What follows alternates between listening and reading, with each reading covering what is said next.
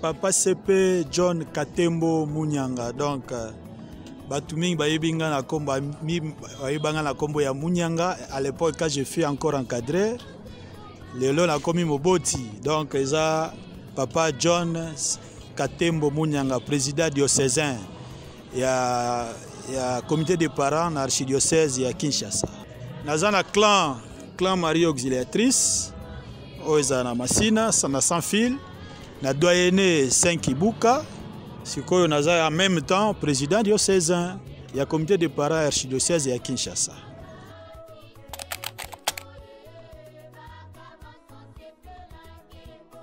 CP Nabukuse Lingi elakisi bongo comité de parents. Donc comité de parents, c'est dans le cadre ya Lingomba Kizito Anuarite. Donc baboti o basengeli ko sungabana na kati ya Lingomba Kizito Anuarite.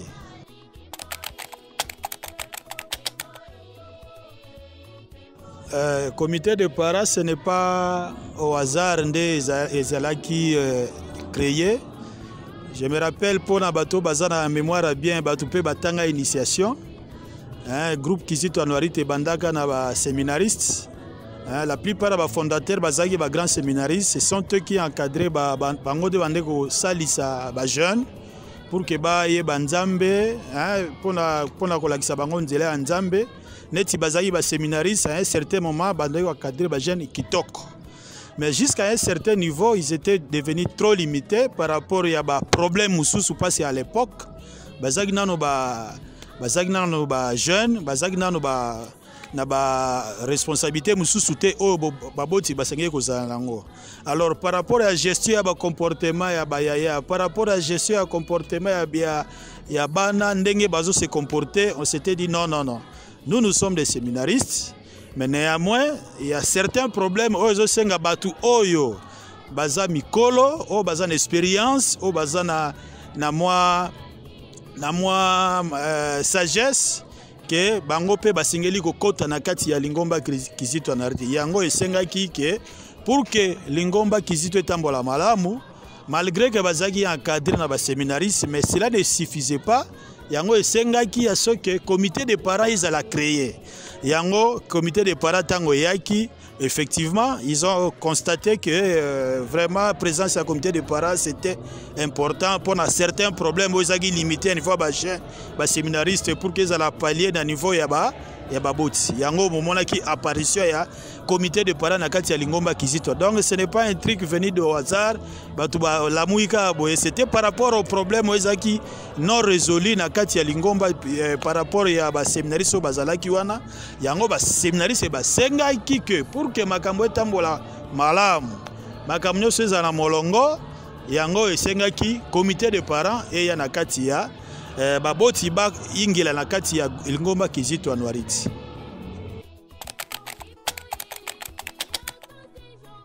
Role ya baboti na kati ya Lingomba Kizito Anuarite ezali ebele, mais tokozwa kaka 3 éléments. Ya liboso d'abord c'est sur le plan spirituel. Ya liboso ezali losambo. Parce que kokamba batu soki ozana losambo te ezali pasi. Si donc vraiment eloko ya liboso moboti nyonso sengeli ayeba losambo. Ayeba kosambela, ayeba pe kosambela ezala malamu mingi pona groupe Kizito Anuarite. Ya mibale ezali bongo kopesa bana mateya.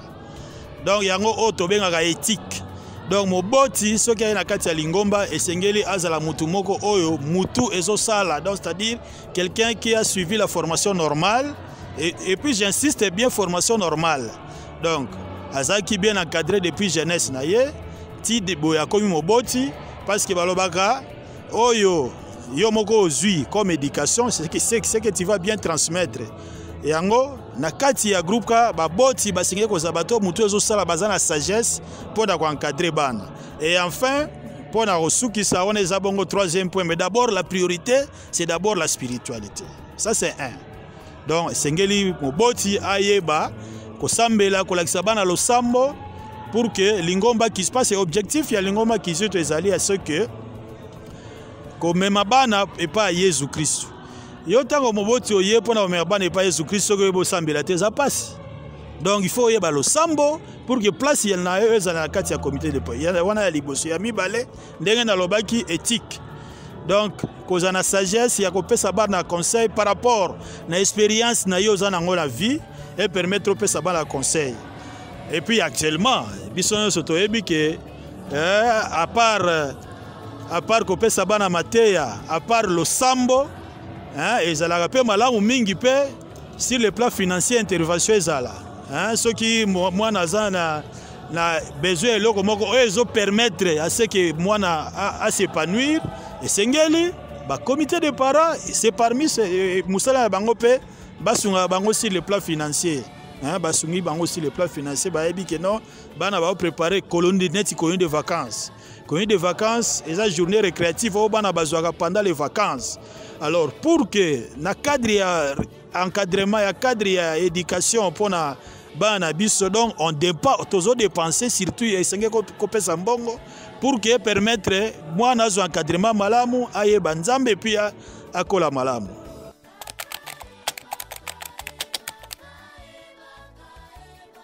Bon, pour la comité de parents, ce n'est pas un hasard. Ils appellent les critères nango. En principe, c'est à partir du clan. Un clan de tel a besoin oyo clan sengé lango pour na baboti. Donc le recrutement ya baboti et c'est à niveau ya clan. Donc ma père azaliwana, ma mère ba assistant na baboti. Bango de bako apprécier comment bazwa baboti na la carte comité de parents. Et à condition liboso ezali. Moi parents il faut zala na moi la carte ya lingoba kizito en rite. Donc si vous avez un enfant biologique, na kati ya lingomba kizito na iza malamu mingi parce que tango za na mwana na la kati kuna et permettre pe osala pe suivi malamu. Mais il y a aussi certains cas, il y a ba cas mususu isolé ezali yango pe za pe critère malamu. Nous avons aussi des parents oh basi ba kolisa bana basi ba tilisa ba classe ba kenda mais aza na désir wana na souci wana ya kosunga lingomba. Alors donc, même si biologiquement, azala mwana te et qu'ils ont manifesté désir wana ya kosunga bana, c'est aussi un des critères et senga ke na kati ya lingomba kizito moboti pe azala na mwana même attention azala mwana ou bien azala mwana te c'est aussi important et qu'ils ont manifesté désir wana ya kosunga bana, c'est aussi un atout par rapport à ça. À part ça, il y a aussi on ne prend pas dans le groupe cas n'importe qui à la CP, il y a aussi un certain nombre de critères ezali. On recommande d'abord parce que pour na critère malamu essayer d'abord à la marier religieusement. Non,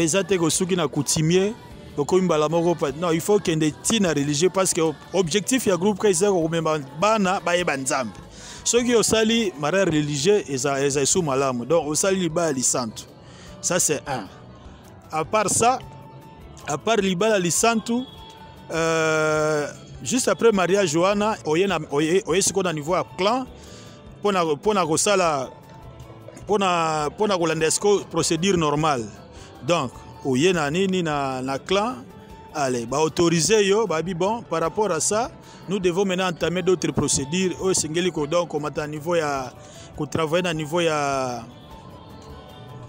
Au travers à niveau ya clan au bandi pe au travers à niveau ya douane ti bongo yeko koma na diocèse.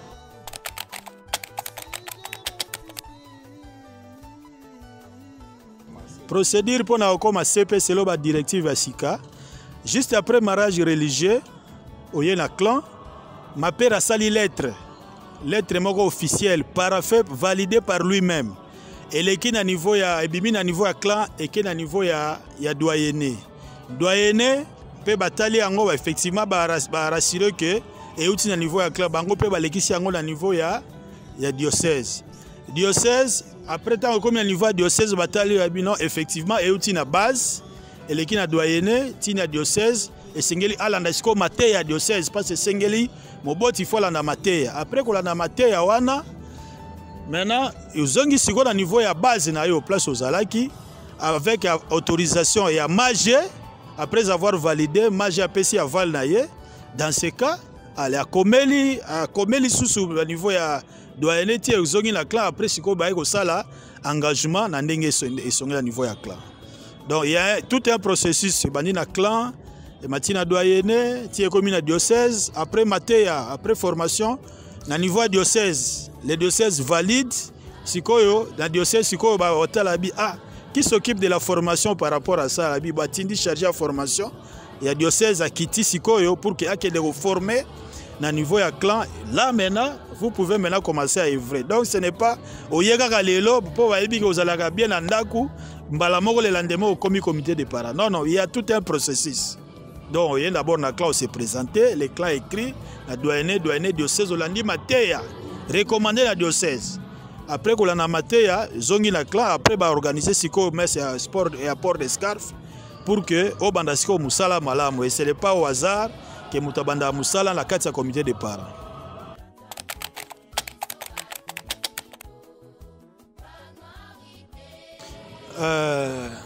Par rapport à ba CP na niveau ya paroisse que doit faire le CP de là qu'on dit CP sengeli ko sala na kati ya clan paroissial il y a clan paroissial et là ali bosso pour que on encadrer bana malamu sengeli ko zala présent. Donc vous devez être présent dans toutes les activités à paroisse, notamment ba préparatif à ba leçon ba préparatif à ba leçon ce qui yo moboti ozate en tout cas ezaka pasi mingi baya musu oba prépara mateya te po mwana akolandelo ko ya lobeli ce qui yo moboti o participer ki na préparatif à ba leçon te ba lacune ezali prévu na eza même exposé ce qui la kine ezali na côté baya et que yo suppose ali wana parce qu'on suppose que le comité de parents c'est quelqu'un qui a étudié azana âge un peu avancé par rapport à donc il connaît mieux que les encadreurs.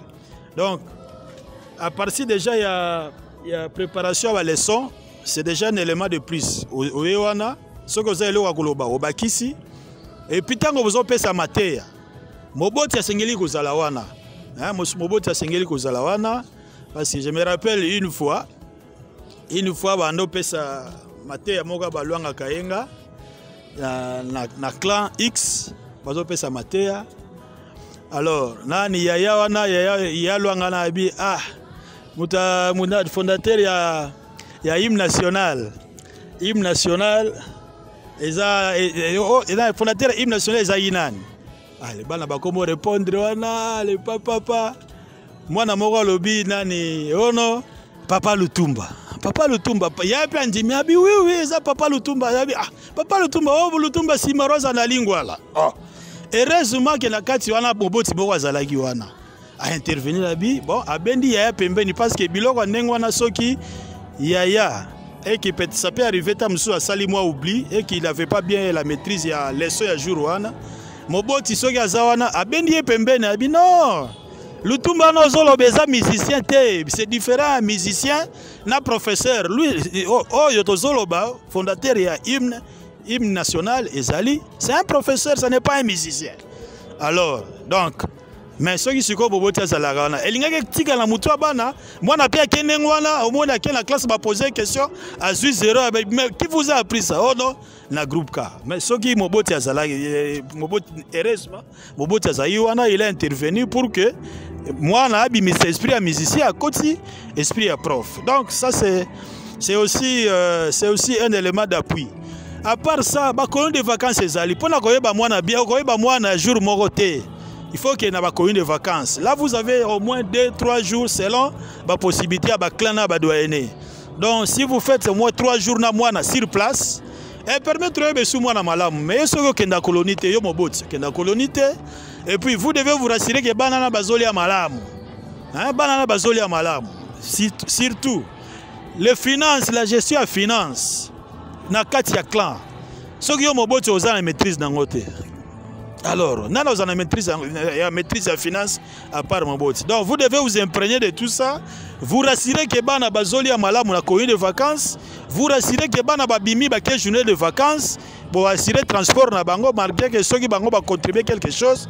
Mais vous devez vous rassurer que Bago Kende malamu, Bago Zonga malamu, pe Bago Sakana Bagoli a malamu. Donc, l'activité Nyoso, et à niveau à clan, leçon, vous devez participer. Activité à niveau à clan, vous devez participer. À niveau à doyenné, vous devez participer. À niveau à diocèse, vous devez aussi être là. Hein? Kosuka na clan et puis on s'est limité. Donc vous devez être là. L'activité vous devez être là pour la suivi à bana. Hôtel neni bana bazo se comporter pour na koyeba kosunga bana na biso.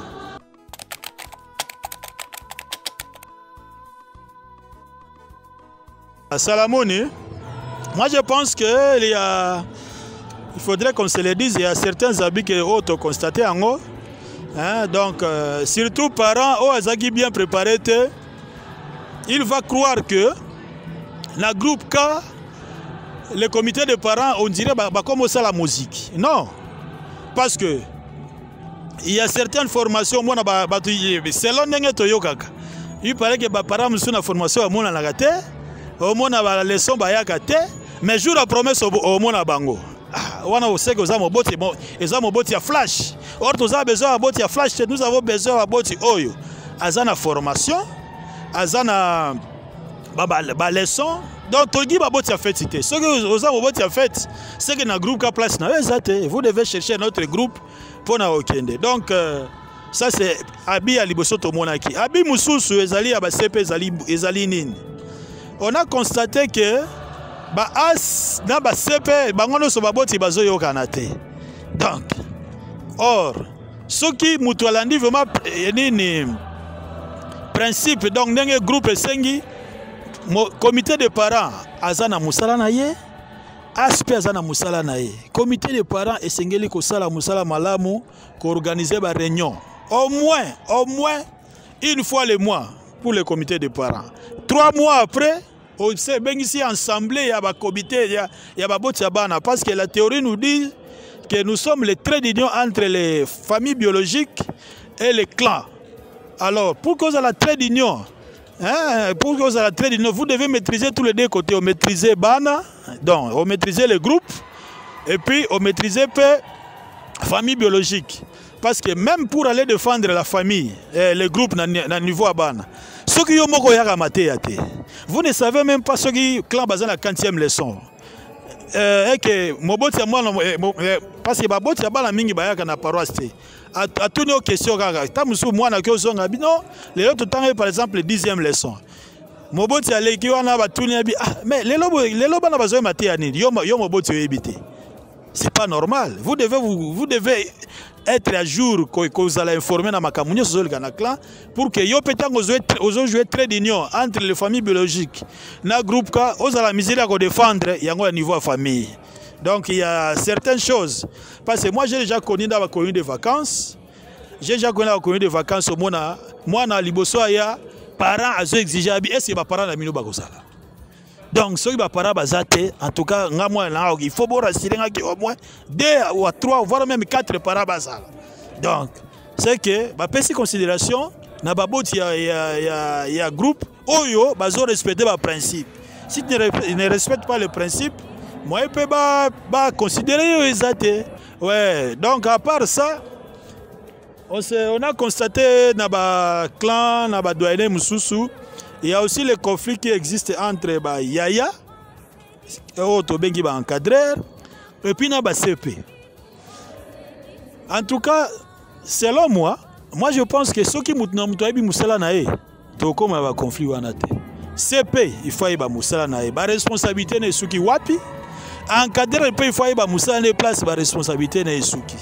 Parce que ça malamu mingi te, moboti tango zoya na clan. Ce n'est pas ça pour diviser batouté, pour sanctionner batouté, et ça plutôt pour faire sa conseil.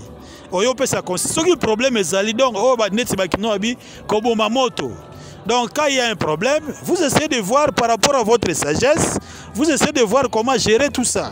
Mais quand vous tango yo Mobutu Zoya, donc yo comme on dirait directeur de discipline, na ba réunion oya kate, na ba formation oya kate, mbala moko ka omola ka non, oh y'a beaucoup sali boy, yo déjà la musique on m'a dit en tout cas pour la ngai alongwa. Alongwa, qu'est-ce que effort ni no sali pour que yaya comme à niveau ana. Donc les amalamu mingi biso ba boti toyeba musala na biso ke ba responsabilité na biso eza limitée à tel niveau, ba yaya pe ba debaza pe ba responsabilité na bango pe il faut batala que non biso responsabilité na biso eza limitée à tel niveau parce que sur le plan financier yaya azana droit ya kosimba mbongo te, ce n'est pas eza musala yaya te. Donc moboti yo pe tango zo simba mbongo wana eza mbongo ya lingomba, vous devez faire les rapports. Vous devez aussi faire les rapports, ce n'est pas aussi mimongo terre comme tout nos bon. Journée c'est un rapport à finance, incapable de expliquer, non, voilà, on a fait ça, on a fait ça, on a fait ça. Donc, vraiment, il faut tous aller un peu souple. Ceux qui sont souple, tous aller conflit na bayaya, surtout makamwambongo. Makamwambongo simbisaka batu batouche belé. Ceux qui lingo simba touche baya, kotaka makamwambongo gelango mabe au molane baya ba aussi biso touche. Donc vraiment ba boti, to seigneur au sale effort de sorte que tous à la claire dans makamna biso. Quand on est en train de gérer des histoires, parce que ça biloko o batu belé ba pesimbongo. Ba as ba pesimbongo na bango, ba CP ba pesimbongo, ba kizito na bayaya. Mais comment se fait-il que batu ba pesimbongo na clan pour des activités liées na clan? Maintenant, on vous demande les rapports. Le fisc, passez la moi briefing par rapport à ce qui a été fait. Vous commencez à faire de ça un problème. Moi, je pense que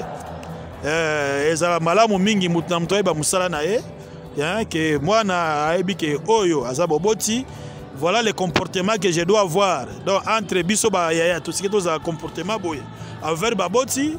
Baboti pe biso ndenge tozali biso pe tosengeli kotala bana biso kozwa bangolo kokosire bangolo kola bana biso oya ndako. Donc c'est un peu ça.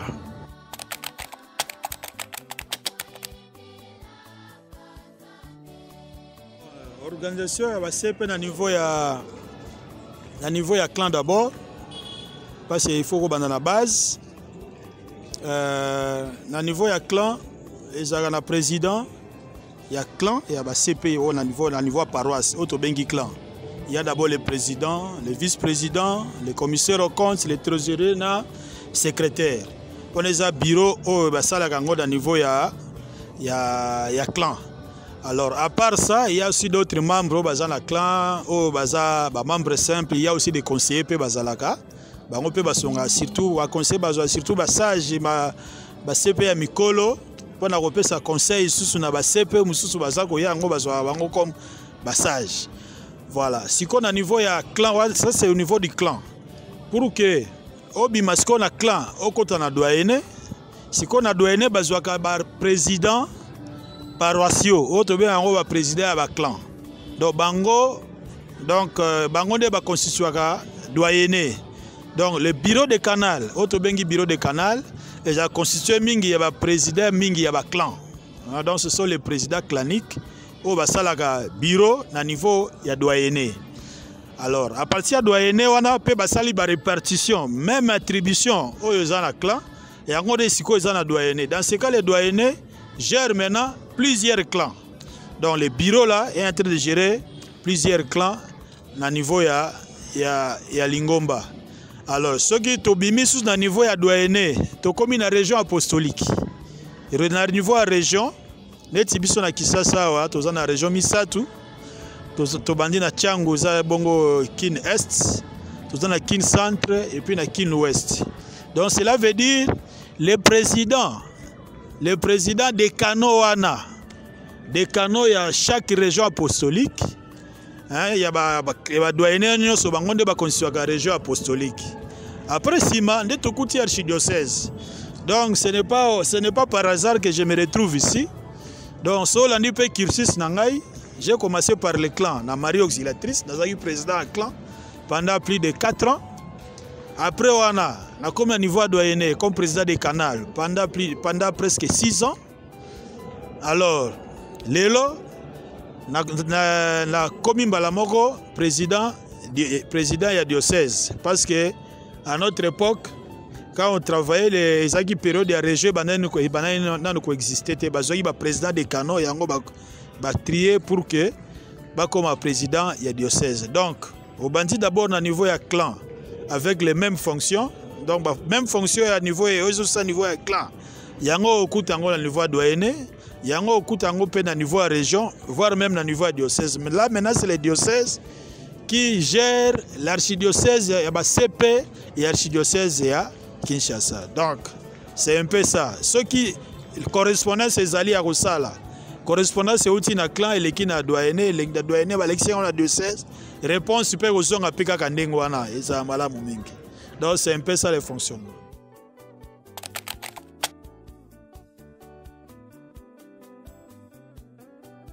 Ouais, conseil na repesa na baboti eza musala nzambe basengeli kosango na motema moko. Na kolinga lingomba balinga lingomba ba considérer ba kizito na ba noirite lokola bana ya ndaku na bango. Donc quand on a des enfants biologiques, affection tozanango envers les enfants biologiques, tozanango pe na kati ya lingomba kizito noirite za mala mingi. Pona ba oyo balingi koya comme kosunga pe biso za malamu mingi. Koya kosela nzambe, bien sûr le futi ezalaka na sete ezalaka na lola. Mais tant que zolo na CAwa, yango permettre aux angona. Donc nous avons besoin des parents qui doivent au bazar besoin au côté lingomba, tous aux elabino, na niveau à clan, na niveau à doyenné, mais il faut que dans clan na nous pour clan de côté de place s'inscrire dans niveau il y a clan n'engen expliquer par rapport à recrutement et ça mala mumingi. Vraiment les comités de parents à PCB sont mbote. Et vraiment, on est très ravis. Nous attendons vos intégrations au niveau de clan parce que les groupes ont toujours besoin d'un comité de parents. Ceux qui ont parents basés belé, ni clan peut causer la makasi mingi. Donc, on est ensemble, nous vivons ensemble, nous mourons ensemble.